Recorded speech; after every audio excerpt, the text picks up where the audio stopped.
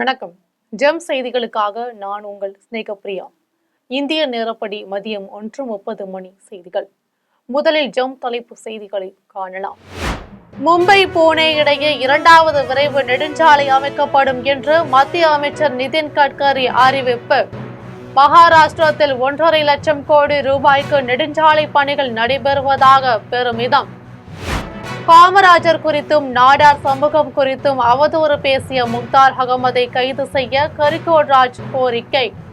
கைது செய்யாவிட்டால் சட்டமன்ற தேர்தலில் எதிரொலிக்கும் என்றும் எச்சரிக்கை. கோரிக்கைகளை நிறைவேற்றாத ஆளுநர் ரவி தமிழ்நாட்டிற்கு தேவையில்லை என அமைச்சர் கோவிச்செழியன் கருத்து. தனியார் வருமானத்தில் இரட்டை இலக்க வளர்ச்சியுடன் தமிழ்நாடு முதலிடத்தில் உள்ளதாக பெருமிதம். செங்கோட்டையன் பலரிடம் கடன் வாங்கிவிட்டு திருப்பி தராமல் இருப்பதாக அவரின் அண்ணன் மகன் பேட்டி. கடன் கொடுத்தவர்கள் பட்டியலை விரைவில் வெளியிடப் போவதாகவும் கூறியதால் பரபரப்பு. தாய்லாந்து கம்போடியா எல்லையில் தொடர்ந்து நீடிக்கும் சண்டை. கடலோர மாகாணத்தில் ஊரடங்கு நடைமுறைப்படுத்தியது தாய்லாந்து அரசு. இனி விரிவான செய்திகளை காணலாம். மும்பை புனே இடையே இப்போதுள்ள விரைவு நெடுஞ்சாலைக்கு இணையாக இரண்டாவது விரைவு நெடுஞ்சாலை அமைக்கப்படும் என்று மத்திய அமைச்சர் நிதின் கட்கரி தெரிவித்துள்ளார். மத்திய சாலை போக்குவரத்து நெடுஞ்சாலைத்துறை அமைச்சர் நிதின் கட்கரி மும்பையில் பேசினார். அப்போது மும்பைக்கும் புனேக்கும் இடையே 130 கிலோமீட்டர் தொலைவுக்கு புதிய விரைவு நெடுஞ்சாலை அமைக்க உள்ளதாகவும் 15,000 கோடி ரூபாய் மதிப்பீட்டில் இந்த பணிகளை முடிக்க திட்டமிட்டு உள்ளதாகவும் கூறினார். இந்த விரைவு நெடுஞ்சாலை பணி முடிக்கப்பட்டால் மும்பையில் இருந்து புனேவுக்கு 1.5 மணி நேரத்தில் செல்லலாம் என்றும் அவர் குறிப்பிட்டார். புனேயில் இருந்து சத்ரபதி சாம்பாஜி நகருக்கு 16,000 கோடி ரூபாய் மதிப்பீட்டில் பசுமை வழிச்சாலை அமைக்கப்பட உள்ளதாகவும் தெரிவித்தார். மகாராஷ்டிரத்தில் தேசிய நெடுஞ்சாலை ஆணையத்தால் மொத்தம் 1.5 லட்சம் கோடி ரூபாய்க்கு திட்டப்பணிகள் நடைபெற்று வருவதாகவும் அமைச்சர் நிதின் கட்கரி குறிப்பிட்டார். காமராஜர் குறித்தும் நாடார் சமூகம் குறித்தும் அவதூறாக பேசிய முக்தார் அகமதை கைது செய்ய தவறினால் சட்டமன்ற தேர்தலில் உரிய முடிவெடுக்கப்படும் என்று நாடார் மகாஜன சங்கத்தின் பொதுச் செயலாளர் கரிகோல் ராஜ் எச்சரித்துள்ளார். மயிலாடுதுறையில் நாடார் மகாஜன சங்கத்தின் டெல்டா மண்டல ஆலோசனை கூட்டம் நாடார் உறவின் முறை பரிபாலன சங்க கட்டடத்தில் நடைபெற்றது. இதில் நாடார் மகாஜன சங்கத்தின் பொதுச் செயலாளர் கரிகோல் ராஜ் கலந்து கொண்டார். அதன் பின்னர் செய்தியாளர்களிடம் பேசிய அவர், நாடார் சமூகம் குறித்தும் காமராஜர் குறித்தும் சமூக ஊடகங்களில் அவதூறாக பேசிய முக்தார் அகமது மீது நடவடிக்கை எடுக்க கோரி மாநிலம் முழுவதும் காவல் நிலையங்களில் புகார் அளித்துள்ளதாக தெரிவித்தார். அந்த புகாரின் அடிப்படையில் முக்தார் அகமது மீது வழக்கு பதிந்து கைது செய்ய வேண்டும் என்று வலியுறுத்தினார். காமராஜர் ஆட்சியில் அமர்ந்ததற்கு முன்னரே நாடார் சமூகத்தினர் பள்ளிக்கூடங்கள், வங்கி நிறுவனங்களை தொடங்கி நடத்தியதாக தெரிவித்தார். தேசிய தலைவராக வளர்ந்த காமராஜர் தனிப்பட்ட முறையில் நாடார் சமுதாயத்திற்காக எந்த உதவியும் செய்யவில்லை என கரிகோல் ராஜ் குறிப்பிட்டார். முக்தாரை கைது செய்யாவிட்டால் தேர்தலுக்கு முன்பு இந்த சமூகம் ஒரு நல்ல முடிவை எடுக்கும் என எச்சரித்தார். பணம் பொருட்கள் உற்பத்தியை கார்ப்பரேட் நிறுவனங்கள் தடுப்பதாகவும் கரிகோல் ராஜ் குற்றம் சாட்டினார். நாட்டின் வளர்ச்சிக்கு சேவை செய்யாத மாநில அரசின் கோரிக்கைகளை நிறைவேற்றாத ஆளுநர் ரவி தமிழ்நாட்டிற்கு தேவையில்லை என்று உயர்கல்வித்துறை அமைச்சர் கோவிச்செழியன் தெரிவித்துள்ளார். தஞ்சாவூர் மாவட்டம் திருவிடைமருதூரில் உயர்கல்வித்துறை அமைச்சர் முனைவர் கோவிச்செழியன் தொகுதி மேம்பாட்டு நிதியில் சமுதாய கூடம், பேரூராட்சி அலுவலகத்தில் கூட்ட அரங்கம் உள்ளிட்ட கட்டடங்கள் கட்டப்பட்டு உள்ளன. இந்த கட்டடங்களை உயர்கல்வித்துறை அமைச்சர் கோவிச்செழியன், முன்னாள் நாடாளுமன்ற உறுப்பினர் ராமலிங்கம், திருவிடைமருதூர் பேரூராட்சி தலைவர் புனித மயில் வாகனன், துணைத் தலைவர் சுந்தர ஜெயபால் ஆகியோர் திறந்து வைத்தனர். இந்த நிகழ்ச்சியில் பங்கேற்ற பின் அமைச்சர் கோவிச்செழியன் செய்தியாளர்களிடம் பேசினார். அப்போது தனியார் வருமான வளர்ச்சியில் 16 விழுக்காட்டுடன் இரட்டை இலக்க அளவில் இந்திய அளவில் முதலிடத்தில் தமிழகம் உள்ளதாக தெரிவித்தார். அரசின் தீர்மானங்களையும் கோரிக்கைகளையும் புறக்கணித்து வரும் ஆளுநர் ரவி தமிழ்நாட்டிற்கு தேவையில்லை என்று கோவிச்செழியன் கூறியுள்ளார். செங்கோட்டையன் பலரிடம் பணம் பெற்றுக் கொண்டு திருப்பி தராமல் இருப்பதாகவும் அந்த பட்டியலை விரைவில் வெளியிடப் போவதாகவும் கூறி செங்கோட்டையனின் அண்ணன் மகன் பரபரப்பை ஏற்படுத்தியுள்ளார். தமிழக வெற்றி கழகத்தின் தலைமை ஒருங்கிணைப்பாளர் செங்கோட்டையனின் அண்ணன் மகன் செல்வம் திமுகவில் இருந்து விலகி அதிமுகவில் இணைந்து உள்ளார். அவருக்கு கோபிச்செட்டிப்பாளையத்தில் உற்சாக வரவேற்பு அளிக்கப்பட்டது. அதிமுகவில் இணைந்துள்ள செல்வம் செய்தியாளர்களிடம் பேசினார். அப்போது செங்கோட்டையன் உறவினர்கள், நண்பர்கள், கட்சிக்காரர்கள் என பலரிடம் பணம் பெற்றுக்கொண்டு திருப்பி தரவில்லை என கூறி தனக்கு புகார்கள் வருவதாக தெரிவித்தார். யாரிடமெல்லாம் செங்கோட்டையன் கடன் வாங்கியுள்ளார் என்கிற பட்டியலை இன்னும் சில நாட்களில் வெளியிடப் போவதாகவும் கூறினார். கம்போடியாவுடன் எல்லையில் சண்டை பெற்று வரும் நிலையில் தாய்லாந்து கடலோர பகுதிகளில் ஊரடங்கு நடைமுறைப்படுத்தியுள்ளது. கம்போடியாவுக்கும் தாய்லாந்திற்கும் இடையே எல்லை தகராறு நீடித்து வருகிறது. இதனால் எல்லையில் உள்ள இரு நாட்டு படையினரும் தாக்குதலில் ஈடுபட்டுள்ளனர். இதையடுத்து இரு நாடுகளின் எல்லை பகுதிகளில் இருந்து லட்சத்திற்கும் மேற்பட்டோர் வெளியேறி பாதுகாப்பான இடங்களுக்கு சென்றுவிட்டனர். இந்நிலையில் தாய்லாந்து தென்கிழக்கில் உள்ள ட்ராட் மாகாணத்தில் ஊரடங்கை நடைமுறைப்படுத்தியுள்ளது. எல்லை பகுதியில் நீடிக்கும் தகராறு ட்ராட் மாகாணத்திற்கும் பரவிவிடக்கூடாது என்கிற முன்னெச்சரிக்கையில் ஊரடங்கு பிறப்பிக்கப்பட்டுள்ளதாக கூறப்படுகிறது. இரு நாடுகளிலேயே போர் நிறுத்தம் ஏற்படுவதாக அமெரிக்க அதிபர் டொனால்டு டிரம்ப் அறிவித்துள்ள போதும் அதை ஏற்காமல் இரு நாடுகளும் எல்லை பகுதியில் சண்டையிட்டு வருவது குறிப்பிடத்தக்கது. திருவண்ணாமலையில் நடைபெறவுள்ள வடக்கு மண்டல இளைஞர் அணி நிர்வாகிகள் சந்திப்பு நிகழ்ச்சியில் செய்யப்பட்டுள்ள ஏற்பாடுகள் குறித்து துணை முதலமைச்சர் உதயநிதி ஸ்டாலின் நேரில் சென்று ஆய்வு செய்தார். திருவண்ணாமலை மாவட்டம் மலப்பாம்பாடியில் திமுக இளைஞர் அணி வடக்கு மண்டல நிர்வாகிகள் சந்திப்பு நிகழ்ச்சி நடைபெறுகிறது. இதில் முதலமைச்சர் மு.க.ஸ்டாலின், துணை முதலமைச்சர் உதயநிதி ஸ்டாலின் உள்ளிட்ட கட்சி நிர்வாகிகள் ஆகியோர் பங்கேற்க உள்ளனர். பின்னர் இந்த நிகழ்ச்சியில் ஏராளமான இளைஞர்கள் கலந்து கொள்ள உள்ள நிலையில் அவர்களுக்கு தேவையான மருத்துவ முகாமினை துணை முதலமைச்சர் உதயநிதி திறந்து வைத்தார். மேலும் நிகழ்ச்சிக்காக ஏற்பாடு செய்யப்பட்டுள்ள பந்தலை நேரில் ஆய்வு செய்து என்னென்ன ஏற்பாடுகள் செய்யப்பட்டுள்ளது என்று குழுவினருடன் உரையாடினார். இதில் பொதுப்பணித்துறை அமைச்சர் ஏவ வேலு உள்ளிட்ட நிர்வாகிகள் ஆகியோர் கலந்து கொண்டனர். வேப்பூரில் புதியதாக அரசு தொழிற்பயிற்சி நிலையம் அமைப்பதற்காக நடைபெற்ற பூமி பூஜை நிகழ்ச்சிகள் அமைச்சர் கணேசன் அடிக்கல் நாட்டி கட்டுமான பணிகளை தொடங்கி வைத்தார். கடலூர் மாவட்டம் வேப்பூரில் 13,88 லட்சம் ரூபாய் மதிப்பில் புதியதாக அரசு தொழிற்பயிற்சி நிலையம் கட்டுவதற்கான பூமி பூஜை நிகழ்ச்சி நடைபெற்றது. நிகழ்ச்சியில் மேம்பாட்டுத்துறை அமைச்சர் கணேசன் கலந்து கொண்டு அடிக்கல் நாட்டி கட்டுமான பணியை தொடங்கி வைத்தார். இதில் முன்னாள் மாவட்ட கவுன்சிலர் சக்தி விநாயகம், வழக்கறிஞர் ரகுநாதன், வட்டாட்சியர் செந்தில்வேல், வட்டார வளர்ச்சி அலுவலர்கள் ஆகியோர் கலந்து கொண்டனர். மத்திய அரசின் ஒத்துழைப்பு இல்லாத நிலையிலும் தமிழகத்தில் 16% பொருளாதார வளர்ச்சி அடைந்துள்ளதாக தொழில்துறை அமைச்சர் TRB ராஜா தெரிவித்துள்ளார்.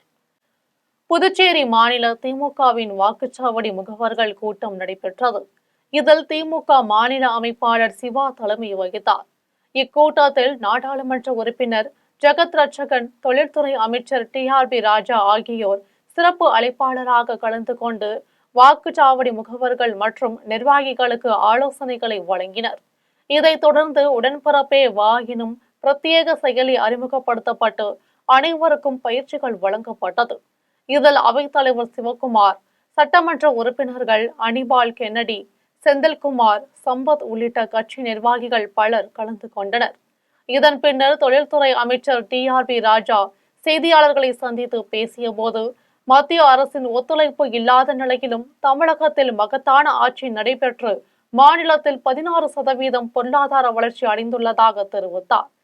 இதைத் தொடர்ந்து நாடாளுமன்ற உறுப்பினர் ஜெகத் ரட்சகன் செய்தியாளர்களை சந்தித்து பேசிய போது, தமிழக அரசு பற்றி அதிமுக பொதுச் செயலாளர் எடப்பாடி பழனிசாமி பேசுவது விரக்தியின் உச்சத்தில் பேசி வருவதாக விமர்சித்துள்ளார். புதுச்சேரியிலையும் திராவிட மாடல் ஆட்சி அரங்கேறுமா? புதுச்சேரியிலையும் திராவிட மாடல் ஆட்சி அமைக்குமா? 100% அமையும். இல்ல திராவிட மாடல் ஆட்சினா திமுக தலைமையிலான ஆட்சியா? அதெல்லாம் எங்க தலைவர் முடிவெடுப்பாங்க. அதெல்லாம் நாங்களாம் ஒரு சாதாரண தொண்டர்கள். ஆரணி அருகே நடைபெற்ற நலம் காக்கும் மருத்துவ முகாமினை நாடாளுமன்ற உறுப்பினர் MS தரணிவேந்தன் தொடங்கி வைத்து மருத்துவ பயனாளிகளுக்கு நலத்திட்ட உதவிகளை வழங்கினார். திருவண்ணாமலை மாவட்டம் ஆரணி அருகே கண்ணமங்கலம் அரசு பள்ளியில் மக்கள் நல்வாழ்வுத்துறை சார்பில் நலம் காக்கும் மருத்துவ முகாம் வருவாய் கோட்டாட்சியர் சிவா தலைமையில் நடைபெற்றது. முகாமில் சிறப்பு அழைப்பாளராக நாடாளுமன்ற உறுப்பினர் MS தரணிவேந்தன் கலந்து கொண்டு முகாமை தொடங்கி வைத்தார். தொடர்ந்து அவர் முகாமில் உள்ள 25 வகையான சிறப்பு சிகிச்சை அரங்குகளை பார்வையிட்டார். பின்னர் கர்ப்பிணி தாய்மார்களுக்கு ஊட்டச்சத்து பெட்டகமும் மருத்துவ காப்பீடு திட்ட அடையாள அட்டையையும் மாற்றுத்திறனாளிகளுக்கான அடையாள அட்டையையும் வழங்கினார். இந்நிகழ்வில் பேரூராட்சி தலைவர் மகாலட்சுமி, மாவட்ட துணை செயலாளர் ஜெயராணி ரவி, ஒன்றிய செயலாளர்கள் ஆகியோர் கலந்து கொண்டனர். வருகின்ற ஜனவரி 6ஆம் தேதி தமிழகமே ஸ்தம்பித்து போகும் அளவிற்கு காலவரையற்ற வேலைநிறுத்த போராட்டம் நடத்த உள்ளதாக ஆசிரியர் கூட்டணியின் மாநில பொதுச் செயலாளர் வின்சென்ட் பால்ராஜ் தெரிவித்துள்ளார். கள்ளக்குறிச்சி மாவட்ட ஆட்சியர் அலுவலகம் முன் அரசு ஊழியர் ஆசிரியர் அமைப்பினர் சார்பில் உண்ணாவிரத போராட்டம் நடைபெற்றது. போராட்டத்தில் பழைய ஓய்வூதிய திட்டத்தை உடனடியாக அமல்படுத்த வேண்டும் என்பன உள்ளிட்ட பல்வேறு கோரிக்கைகளை வலியுறுத்தி கோஷங்களை எழுப்பினர். இதையடுத்து தமிழக ஆசிரியர் கூட்டணியின் மாநில பொதுச் செயலாளர் வின்சென்ட் பால்ராஜ் செய்தியாளர்களிடம் பேசினார். அப்போது அவர், எங்களால் கொண்டுவரப்பட்ட ஆட்சி எங்களுடைய பிரச்சினைகளை தீர்க்காத நிலையில் நாங்கள் இன்றைக்கு போராட்ட களத்தில் நிற்கிறோம் என்றார். பின்னர் வருகின்ற 27ஆம் தேதி அனைத்து மாவட்டங்களிலும் வேலைநிறுத்த ஆயத்த மாநாடுகள் நடத்த உள்ளோம். மேலும் வருகின்ற ஜனவரி 6ஆம் தேதி தமிழகமே ஸ்தம்பித்து போகும் அளவிற்கு காலவரையற்ற வேலைநிறுத்த போராட்டம் நடத்த உள்ளதாக தெரிவித்தார். இரண்டாவது கட்டமாக 27ஆம் தேதி அனைத்து மாவட்டங்களிலும் வேலைநிறுத்த ஆயத்த மாநாட்டினை நடத்தி ஜனவரி 6ஆம் தேதி தமிழ்நாடு முழுவதும் ஸ்தம்பிக்கக்கூடிய வகையிலே அத்தனை ஆசிரியர்கள், அரசு ஊழியர்கள். சென்னையில் வருகின்ற 23ஆம் தேதி அனைத்து விவசாயிகளையும் ஒன்று திரட்டி உண்ணாவிரத போராட்டம் நடத்த உள்ளதாக காவிரி விவசாய சங்க மாநில அமைப்பு செயலாளர் ஸ்ரீதர் தெரிவித்துள்ளார். தமிழக அனைத்து விவசாயிகள் சங்க தலைவர் BR பாண்டியனை கைது செய்து சிறையில் அடைத்ததை கண்டித்து திருவாரூர் மாவட்டம் மன்னார்குடியில் உள்ள பெரியார் சிலை முன் அனைத்து விவசாய சங்கத்தின் சார்பில் கண்டன ஆர்ப்பாட்டம் நடைபெற்றது. இந்த ஆர்ப்பாட்டத்தில் BR பாண்டியனை விடுதலை செய்ய கோரியும், தமிழகத்தில் ONGC நிர்வாகம், கட்சி உள்ளிட்ட எண்ணெய் எடுக்கும் முயற்சியை கைவிட கோரியும் மத்திய அரசை கண்டித்தும் கண்டன கோஷங்களை எழுப்பினர். பின்னர் காவிரி விவசாயி சங்க மாநில அமைப்பு செயலாளர் ஸ்ரீதர் செய்தியாளர்களிடம் பேசினார். அப்போது சென்னையில் வருகின்ற 23ஆம் தேதி அனைத்து விவசாயிகளையும் ஒன்று திரட்டி உண்ணாவிரத போராட்டம் நடத்த உள்ளதாக கூறினார். மேலும் வருகின்ற 16ஆம் தேதி முதல் 17ஆம் தேதி ஆகிய 2 தினங்களில் விவசாயிகள் ஒற்றை முழக்கத்தோடு அனைத்து அரசியல் கட்சியினரையும் தமிழக கவர்னரையும் சந்தித்து கோரிக்கையை முன்வைப்பதாக தெரிவித்தார். எல்லா இடங்கள்லையும் நாங்கள் சாகுபடி பண்ற வயல்வெளிகளில் சாகுபடியா போனாலும் பரவாயில்ல, கருப்பு கொடி வயல் பூரா நடுவோம்னு சொல்லி அறிக்கை கொடுத்திருக்கோம். இது கன்னியாகுமரியில வந்து சென்னை வரைக்கும் எதிரொலிக்குங்கிறத இந்த கண்டன ஆர்ப்பாட்டத்தின் மூலியமா எதிரொலிக்கிறோம். முதலமைச்சர் அரசு ஊழியர்களின் கோரிக்கைகளை நிறைவேற்றி அரசை தக்க வைத்துக் கொள்ள வேண்டும் என்று நெடுஞ்சாலை பணியாளர் சங்க பொதுச் செயலாளர் அம்சராஜ் தெரிவித்தார். சேலம் மாவட்டம் ஓமலூரில் நெடுஞ்சாலை பணியாளர்கள் சங்க மாநில மாநாடு நடைபெற்றது. இந்த மாநாட்டில் கலந்து கொண்ட மாநில பொதுச் செயலாளர் அம்சாராஜ் செய்தியாளர்களை சந்தித்து பேசினார். அப்போது வருகின்ற 22ஆம் தேதி கோட்ட பொறியாளர் அலுவலகம் முன் ஒப்பாரி போராட்டம் நடத்த உள்ளதாக தெரிவித்தார். பின்னர் தமிழகம் முழுவதும் வருகின்ற பிப்ரவரி 2ஆம் தேதி முதல் 10ஆம் தேதி வரை மக்களிடம் நீதி கேட்டும் பிரச்சார பயணத்தை ஓசூர், நீலகிரி, கன்னியாகுமரி ஆகிய பகுதிகளில் இருந்து தொடங்க உள்ளதாக கூறினார். இதையடுத்து திருச்சியில் பிப்ரவரி 11 உரிமை மீட்பு, தனியார் மய எதிர்ப்பு மாநில மாநாடு நடத்தப்படும். இதைத் தொடர்ந்து கோரிக்கை நிறைவேற்றாவிட்டால் பிப்ரவரி 17ஆம் தேதி தனியார் மய அமைச்சரை கண்டித்தும் அரசை கண்டித்தும் அமைச்சர் இல்லம் முன் காத்திருப்பு போராட்டம் நடத்தப்படும். இதையடுத்து முதலமைச்சர் கோரிக்கைகளை நிறைவேற்றி அரசை தக்க வைத்துக் கொள்ள வேண்டும் என்றும் கூறினார். உரிமை மீட்பு மாநில மாநாட்டை, தனியார் மய எதிர்ப்பு மாநில மாநாட்டை குடும்பத்தோடு நடத்தி இந்த அரசினுடைய முகத்திரையை கிழிக்கக்கூடிய நடவடிக்கை நாங்கள் முன்னெடுக்க இருக்கின்றோம். அதனைத் தொடர்ந்து எங்கள் கோரிக்கை நிறைவேற்றப்படவில்லை என்று சொன்னால் வரக்கூடிய பிப்ரவரி 17ஆம் தேதி முதல் தேனி அரசு மருத்துவக் கல்லூரி மருத்துவமனையில் நம்மை காக்கும் 48 திட்டத்தின் கீழ் 48,000 உயிர்கள் காப்பாற்றப்பட்டுள்ளதாக மருத்துவமனையின் முதல்வர் முத்துச்சித்ரா தெரிவித்துள்ளார். தேனி மாவட்டம் அரசு மருத்துவக் கல்லூரி மருத்துவமனையில் நம்மை காக்கும் 48 திட்ட மருத்துவ குழுவினரின் செயல் விளக்கம் காட்டும் நிகழ்ச்சி நடைபெற்றது. நிகழ்ச்சியில் மருத்துவக் கல்லூரியில் படிக்கும் முதுநிலை மாணவர்கள், மருத்துவர்கள், செவிலியர்கள் ஆகியோர் பங்கேற்றனர். இதையடுத்து அவசர சிகிச்சை வார்டில் வரும் நோயாளிகளுக்கு எவ்வாறு சிகிச்சை அளிக்க வேண்டும் என்பது உள்ளிட்ட செயல்முறை குறித்த விளக்கம் அளிக்கப்பட்டது. பின்னர் அரசு மருத்துவக் கல்லூரி மருத்துவமனையின் முதல்வர் முத்துச்சித்ரா செய்தியாளர்களை சந்தித்து பேசினார். அப்போது இந்த செயல்முறை விளக்கமானது இன்று முதல் 3 நாட்கள் வரை நடைபெற உள்ளதாக தெரிவித்தார். மேலும் நம்மை காக்கும் 48 திட்டத்தின் கீழ் தேனி அரசு மருத்துவக் கல்லூரி மருத்துவமனையில் 5 மருத்துவர்கள் மூலம் கடந்த 3 ஆண்டுகளில் 48,000 உயிர்கள் காப்பாற்றப்பட்டுள்ளதாக கூறினார். இது இந்த ஃபர்ஸ்ட் பேட்ச் ஆஃப் அந்த ஸ்டூடெண்ட்ஸ் இப்போதான் வெளியில வராங்க. அவங்களுக்கு இந்த வர்ற வருஷத்துல அவங்கள அந்த டிபார்ட்மெண்ட்ல போஸ்ட் பண்றதாக ஐடியா இருக்குங்க. இது ஸ்டேட் லெவல் கான்ஃபரன்ஸ், மாநில அளவு கான்ஃபரன்ஸ் அந்த டிபார்ட்மெண்ட்டை பொறுத்த வரையில. வாழப்பாடியில் நடைபெற்ற தேமுதிக கட்சியின் ஆலோசனை கூட்டத்தில் விஜய பிரபாகரனின் பிறந்த நாளையொட்டி நிர்வாகிகள் கேக் வெட்டி கொண்டாடினர். சேலம் மாவட்டம் வாழப்பாடி அருகே பேலூரில் தேமுதிக கட்சியின் ஆலோசனை கூட்டம் கட்சியின் பொறுப்பாளர் குமார் தலைமையில் நடைபெற்றது. கூட்டத்தில் சிறப்பு அழைப்பாளர்களாக கிழக்கு மாவட்ட செயலாளர் இளங்கோவன், மாவட்ட அவைத்தலைவர் கணேசன், மாவட்ட பொருளாளர் பழனிசாமி ஆகியோர் கலந்து கொண்டனர். இதையடுத்து அனைவரும் மறைந்த கேப்டன் விஜயகாந்தின் உருவப்படத்திற்கு மாலை அணிவித்து மரியாதை செலுத்தினர். இதைத் தொடர்ந்து கூட்டத்தில் மாவட்ட செயலாளர் இளங்கோவன் பேசிய போது, கடலூரில் ஜனவரி 9 நடக்கும் மாநாடு குறித்து விளக்க உரையாற்றினார். பின்னர் அனைவரும் விஜய பிரபாகரனின் பிறந்த நாளையொட்டி கேக் வெட்டி கொண்டாடினர்.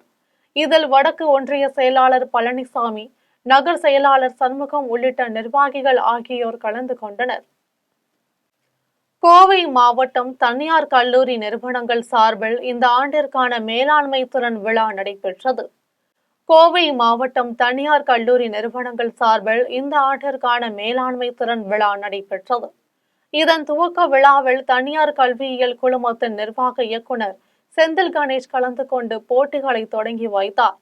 இவ்விழாவில் தென்னிந்தியா முழுவதும் உள்ள 50க்கும் மேற்பட்ட கல்லூரிகளில் இருந்து இளங்கலை மற்றும் முதுநிலை மாணவ மாணவியர்கள் ஆர்வமுடன் கலந்து கொண்டனர். இதில் தனியார் கல்லூரியின் முதல்வர் ஹாரதி தலைமையில் வகித்தார்.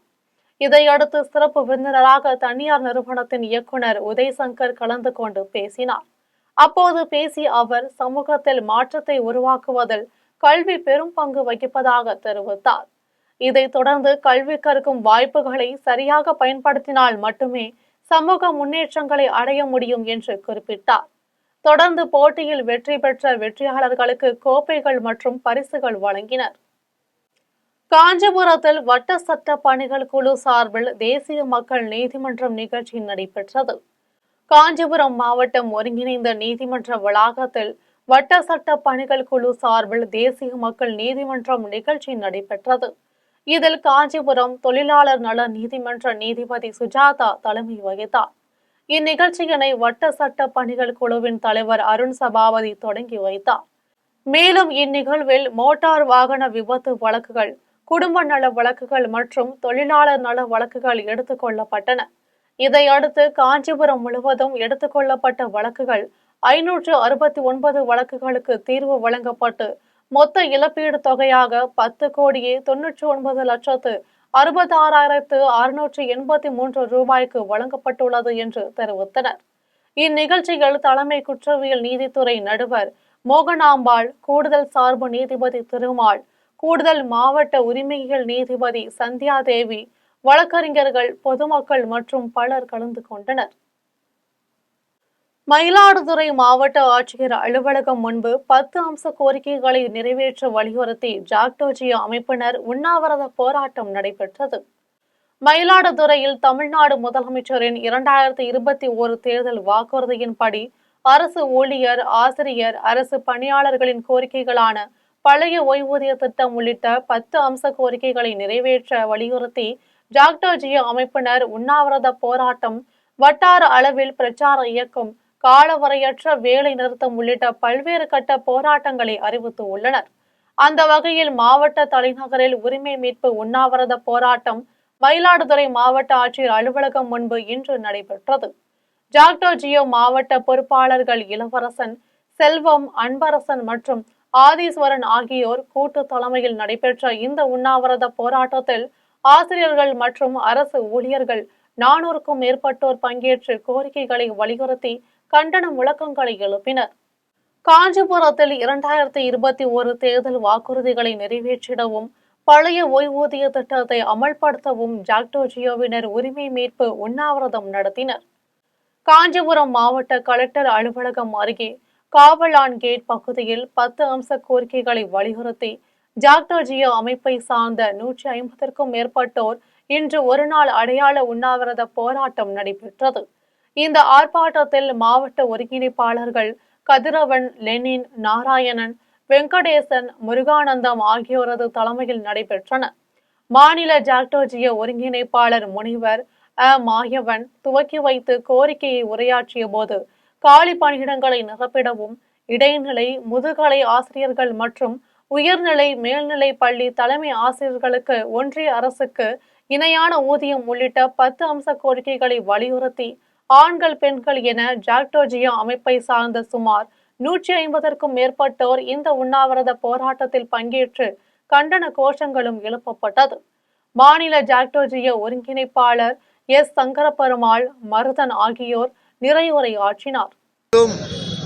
அனைத்து மாவட்டங்களிலும் மாண்புமிகு முதல்வர் அவர்கள் அறிவித்த நாங்கள் ஆட்சிக்கு வந்தால் உடனடியாக பழைய ஓய்வூதிய திட்டத்தை அமுல்படுத்துவோம் என்று கூறிய அந்த கோரிக்கை உட்பட மொத்தம் 10 அம்ச கோரிக்கைகளை வலியுறுத்தி பிசானத்தூரில் அமையவுள்ள தனியார் உயிரி மருத்துவ கழிவு சுத்திகரிப்பு ஆலைக்கு எதிராக போராட்டத்தில் ஈடுபட்டவர்களை கைது செய்த காவல்துறையினர் அவர்களை மிரட்டி விடுவித்துள்ளதாக பொதுமக்கள் குற்றம் சாட்டியுள்ளனர்.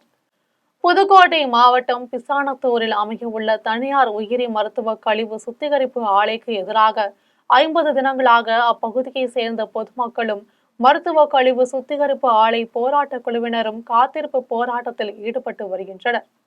இந்த நிலையில்தான் மாவட்ட ஆட்சியர், மாவட்ட வருவாய் அலுவலர், வருவாய் கோட்டாட்சியர் உள்ளிட்டோர் 2 முறை போராட்டத்தில் ஈடுபட்டவர்களோடு பேச்சுவார்த்தை நடத்தி அதனை ஏற்காத கிராம மக்கள் மற்றும் போராட்ட குழுவினர் எழுத்துப்பூர்வமாக மருத்துவ கழிவு சுத்திகரிப்பு ஆலை வராது என்று உத்தரவாதம் கொடுக்கும் வரை போராட்டத்தை கைவிட மாட்டோம் என்று கூறி போராட்டத்தை தொடர்ந்து வந்தனர். இதையடுத்து போராட்டத்தில் ஈடுபட்ட முக்கியமான 30 நபர்களை காவல்துறையினர் கைது செய்து கந்தர்வக்கோட்டையில் உள்ள தனியார் திருமண மண்டபத்தில் அடைத்து வைத்தனர். இதனைத் தொடர்ந்து மாலை 5 மணி அளவில் பொதுமக்களையும் போராட்டக்காரர்களையும் விடுவித்ததாக கூறப்படுகிறது. இதையடுத்து இது குறித்து பொதுமக்கள் செய்தியாளர்களிடம் பேசிய போது தனியார் திருமண மண்டபத்தில் அடைத்து வைத்து மிரட்டியதாகவும் போராட்டத்தை இனி தொடர மாட்டோம் என்று எழுத்துப்பூர்வமாக எழுதி கொடுத்துவிட்டு சென்று விடவில்லை என்றால் பாளையங்கோட்டை சிறையில் அடைக்கப் போவதாக காவல்துறையினர் விரட்டியதாகவும் போராட்டக்காரர்கள் மற்றும் பொதுமக்கள் குற்றம் சாட்டினர். இந்த சம்பவத்தால் கந்தர்வக்கோட்டையில் பெரும் பரபரப்பை ஏற்படுத்தி உள்ளது. ஊர் மக்களை மிரட்டி கையெழுத்து வாங்கி கொண்டிருக்கிறார்கள். இந்த ஆலை வருவதற்கான முகாந்திரம் இருக்கிறது. போராட்டம் வெளிப்படையாக இந்த போராட்ட குழு வேற வடிவத்திலே தொடர்வதற்கும் நீதிமன்றத்தில் அந்த ஊருக்கு கிராம மக்கள் ஒத்துழைப்பு கொடுத்தால் நீதிமன்றத்தில் அனுமதி வாங்கி இந்த போராட்டத்தை தொடர்வதற்கு நாங்கள் தயாராக இருக்கிறோம். பழனியில் அமமுக தலைவர் டிடிவி தினகரன் பிறந்த நாளை ஒட்டி ஆதரவற்றோர் முதியோர் இல்லத்தில் உள்ள அனைவருக்கும் அன்னதானம் வழங்கப்பட்டது. திண்டுக்கல் மாவட்டம் பழனியில் ஆதரவற்றோர் முதியோர் இல்லத்தில் அமமுக நிறுவன தலைவர் டிடிவி தினகரனின் 63வது பிறந்த நாளை முன்னிட்டு மேற்கு மாவட்ட செயலாளர் நல்லசாமி தலைமையில் அன்னதானம் வழங்கப்பட்டது. இதையடுத்து முதியோர்கள் அனைவரும் டிடிவி தினகரன் பல்லாண்டு காலம் சந்தோஷமாகவும் இனிமையாகவும் வாழ வேண்டும் என வாழ்த்தினர். பின்னர் தண்டாயுதபாணி சுவாமி கோவிலில் மாவட்ட செயலாளர் நல்லசாமியும் கட்சி நிர்வாகிகளும் சாமி தரிசனம் செய்து தங்கத்தேர் இழுத்து வழிபட்டனர். இதில் நகர செயலாளர் ராஜு, ஒன்றிய செயலாளர்கள் தினேஷ்குமார், ரவீந்திரன் உள்ளிட்ட நிர்வாகிகள் ஆகியோர் கலந்து கொண்டனர். பெரியகுளம் வடக்கு நகர அம்மா மக்கள் முன்னேற்ற கழகம் சார்பாக பாலசுப்பிரமணியம் திருக்கோவிலில் டிடிவி தினகரன் பெயரில் சிறப்பு பூஜைகள் நடைபெற்றது. அம்மா மக்கள் முன்னேற்ற கழக பொதுச் செயலாளர் டிடிவி தினகரன் அவர்களின் 63வது பிறந்த நாளை ஒட்டி தேனி மாவட்டம் பெரியகுளம் வடக்கு நகர கழகம் மற்றும் மாவட்ட அம்மா பேரவை சார்பிலும் பெரியகுளம் அருள்மிகு பாலசுப்பிரமணிய சுவாமி திருக்கோயிலில் டிடிவி தினகரன் ராசி நட்சத்திரத்திற்கு சிறப்பு பூஜைகள் செய்து வழிபாடு செய்யப்பட்டது. நிர்வாகிகள் அங்குள்ள பொதுமக்களுக்கு இனிப்புகளை வழங்கி டிடிவி பிறந்த நாளை கொண்டாடினர். இந்நிகழ்வில் மாவட்ட செயலாளர் காசி மாயன், முன்னாள் சட்டமன்ற உறுப்பினர், கழக அமைப்பு செயலாளர் மருத்துவர் கதிர்காமு, வடக்கு நகர கழக செயலாளர் KS குபேந்திரன், நகர பாசறை செயலாளர் சந்துரு, நகர இளைஞரணி செயலாளர் முனியாண்டி, நகர மீனவர் அணி செயலாளர் முத்துவேல், மாவட்ட பிரதிநிதி முருகேஸ்வரி மற்றும் கழக நிர்வாகிகள் பொதுமக்கள் கலந்து கொண்டு சிறப்பித்தனர். ஆலந்தூர் தனியார் பள்ளியில் நடைபெற்று வருகின்ற தமிழ் செய்தி வாசிப்பாளர்கள் தேர்தலில் ஏராளமான செய்தி வாசிப்பாளர்கள் ஆர்வத்துடன் வாக்களித்து வருகின்றனர். சென்னை ஆலந்தூர் தனியார் பள்ளியில் தமிழ் செய்தி வாசிப்பாளர்கள் சங்கத்தின் புதிய நிர்வாகிகளை தேர்வு செய்வதற்கான தேர்தல் இன்று நடைபெறுகிறது. இந்த தேர்தல் சென்னை ஒருங்கிணைந்த ஆந்திரா மாநில ஓய்வு பெற்ற உயர்நீதிமன்ற நீதிபதி ராஜ இளங்கோ தலைமையில் நடைபெற்று வருகிறது. இதில் தமிழகத்தில் உள்ள முன்னணி செய்தி தொலைக்காட்சி உள்ள செய்தி வாசிப்பாளர்கள் ஆர்வத்துடன் கலந்து கொண்டு வாக்களித்தனர். இதைத் தொடர்ந்து மொத்தம் 522 செய்தி வாசிப்பாளர்களுக்கு வாக்குரிமை உள்ள நிலையில் காலை முதலே ஆர்வத்துடன் ஓட்டளித்து வருகின்றனர். பின்னர் வாக்குப்பதிவு முடிந்தவுடன் பதிவான வாக்குகள் எண்ணப்பட்டு முடிவுகள் இன்று மாலையே அறிவிக்கப்பட உள்ளது. நீதிமன்றத்தின் ஓய்வு பெற்ற நீதிபதி திரு ராஜ இளங்கோ அவர்களின் மேற்பார்வையிலே இந்த தேர்தல் இப்பொழுது நடந்து கொண்டிருக்கிறது. இந்த தேர்தலில் வாக்களிக்க எல்லா செய்தி வாசிப்பவர்களும் மிகவும் ஆர்வமாக வந்து இப்பொழுது வாக்களித்துக் கொண்டிருக்கிறார்கள். இனி வருவது திரையுலக செய்திகள். இசைத்துறையில் தொழில்நுட்ப ரீதியாக பிரபலமானவர்களின் குரல்களை பயன்படுத்துவதற்கு விதிமுறைகள் அவசியம் என்று பிரபல தமிழ் பட பாடகர் கிரீஷ் தெரிவித்துள்ளார். கோவையில் பிரபல பாடகர் கிரீஷ் செய்தியாளர்களை சந்தித்து பேசினார். அப்போது கோவையில் தனியார் நிகழ்ச்சிகளை ரசிக்க ரசிகர்கள் அதிகம் இருப்பதாக தெரிவித்தார். இதைத் தொடர்ந்து வருகின்ற புத்தாண்டில் புரோசோன் வணிக வளாகத்தில் நடைபெற உள்ள நம்ம கோவை நிகழ்ச்சியில் தாம் கலந்து கொண்டு பாட உள்ளதாக அறிவித்தார். இதையடுத்து தற்போது படங்களில் பாடல்களை விட பின்னிசை கோர்வுகளை ரசிகர்கள் ரசிப்பதாக கூறினார். ராம்ப் வகை பாடல்கள் அதிகரித்து வரும் நிலையில் அதில் தெளிவான தமிழ் சொற்களை பயன்படுத்துவது தம்மை வியப்பில் ஆழ்த்துவதாக தெரிவித்தார். இதைத் தொடர்ந்து இசைத்துறையில் தொழில்நுட்ப ரீதியாக பிரபலமானவர்களின் குரல்களை பயன்படுத்துவதற்கு விதிமுறைகள் அவசியம் என்றும் புதிய பாடகர்களுக்கு தற்போது சமூக வலைதள பக்கங்களிலும் ஏராளமான வாய்ப்புகள் இருப்பதாக அவர் கூறினார். ரொம்ப ஒரு சந்தோஷமான விஷயம். ஒரு 2 வருஷத்துக்கு முன்னால் இங்கே பிள்ளையார் சுழி போட்டு கிரிஷ் லைவ் இன் கோயம்புத்தூர் ஆரம்பிச்சது. அதுக்கப்புறம் இப்போ திருப்பி 2வது ஒரு பெரிய இவெண்ட்டு ஸ்டெல்லர் எக்ஸ் கம்பெனிக்கு ஒரு மிகப்பெரிய நன்றியை சொல்லிக்கிறோம். அதுவும் நியூ இயர் சுமார் ஒரு 15 வருஷத்துக்கு அப்புறம் திருப்பி ஒரு நியூ இயர் அன்னைக்கு ஒரு ஷோ பண்ணலான்னு ஒரு ஐடியா. இனி வருவது உலக செய்திகள்.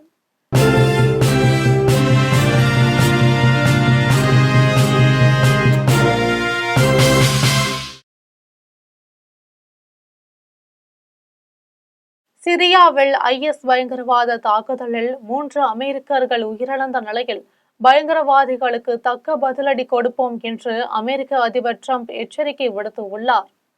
சிரியாவில் பயங்கரவாத ஒழிப்பு நடவடிக்கையில் அமெரிக்க ராணுவ வீரர்கள் ஈடுபட்டு வரும் நிலையில் பால்மைரா நகருக்கு அருகே உள்ள ராணுவ முகாம் மீது மர்ம நபர் ஒருவர் துப்பாக்கி சூடு நடத்தினார். இதில் 3 அமெரிக்கர்கள் உயிரிழந்தனர். மேலும் 3 பேர் படுகாயம் அடைந்தனர்.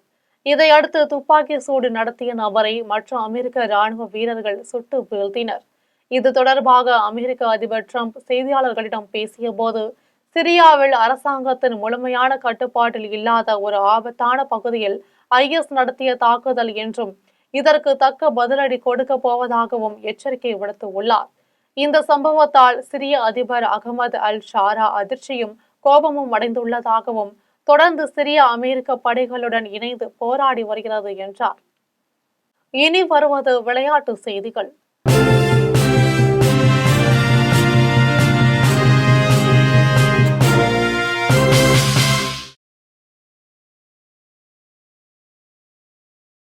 மல்யுத்த போட்டியில் இருந்து 90s கிட்ஸின் ஹீரோவான ஜான் சீனா ஓய்வு பெற்றுள்ளார். பிரபல மல்யுத்த போட்டியில் 16 முறை சாம்பியன் பட்டம் வென்றுள்ள ஜான் சீனா ஓய்வு பெறுவதாக கடந்த ஆண்டு அறிவித்தார். இந்த நிலையில் தனது கடைசி போட்டியில் கந்தரை எதிர்கொண்ட ஜான் சீனா டாப் அவுட் முறையில் தோல்வி அடைந்தார். இதன் மூலம் 90s கிட்ஸின் ஹீரோ ஆன ஜான் சீனா தோல்வியுடன் மல்யுத்த போட்டிகளில் இருந்து ஓய்வு பெற்றார். இதனால் ரசிகர்கள் அனைவரும் கடும் கவலையில் உள்ளனர். மீண்டும் ஜம் தலைப்பு செய்திகள்.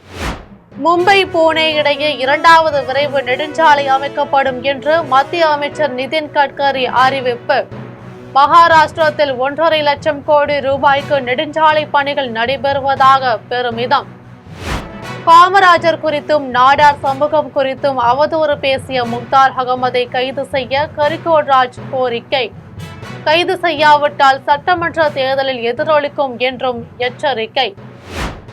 கோரிக்கைகளை நிறைவேற்றாத ஆளுநர் ரவி தமிழ்நாட்டிற்கு தேவையில்லை என அமைச்சர் கோவிச்செழியன் கருத்து.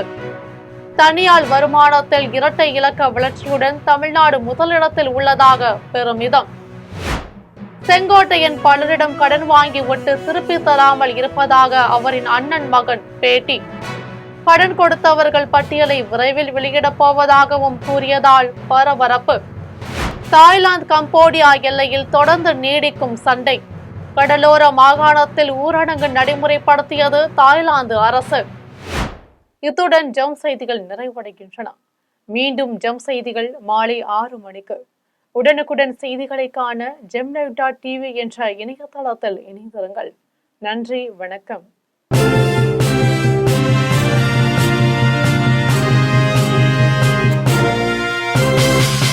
உடனுக்குடன் அப்டேட் தெரிந்து கொள்ள ஜெம் டிவி தமிழ் ஆப்பை இன்ஸ்டால் செய்யவும்.